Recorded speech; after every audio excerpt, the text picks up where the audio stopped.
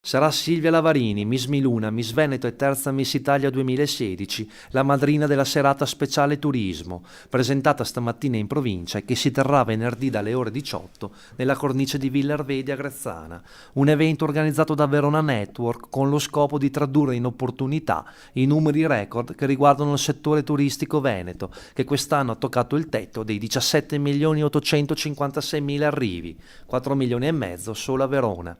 Durante la serata verranno assegnati i premi Verona Network a quelle realtà economico-sociali che si sono distinte per innovazione e ricaduta sul territorio.